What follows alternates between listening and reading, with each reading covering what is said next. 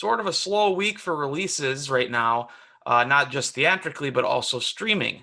But there are a couple to get to, and here are my reviews. First up is The Broken Hearts Gallery. It's a young adult romantic comedy that's produced by Selena Gomez and stars Geraldine Viswanathan, Molly Gordon, and Hamilton star Philippa Sue. These might be three of the most talented, up-and-coming actresses in Hollywood, but I felt like this wasn't exactly the correct vehicle for them to showcase their tremendous talents. Viswanathan stars as Lucy, who keeps items from each of her failed relationships, eventually creating a shrine of sorts that she calls the Broken Hearts Gallery, which inspires discarded single people all over the city to show up and add to the collection. All the while, Lucy falls in love with a new boy while trying to get over her most recent ex.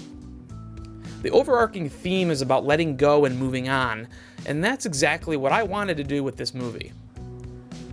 I'm not made to feel old all that often while watching movies, but I have a feeling that this movie isn't for me, and that a 20-something crowd might be more in tune with the film's overall snarky attitude.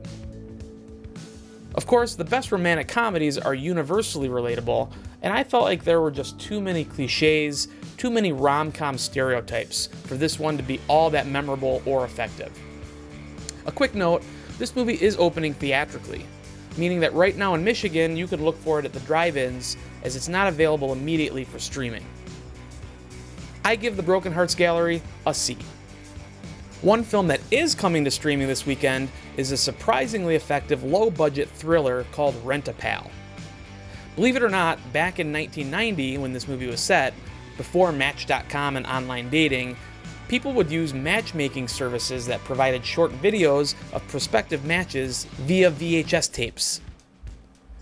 A lonely bachelor named David, played by Brian Landis Falcons, ends up picking up a tape that says Rent-A-Pal on it, and when he pops the tape in his VHS, he meets Andy, played by Will Wheaton, who at first gives some generic responses as an on-screen friend, but who soon seems to be able to communicate directly with David through the television set.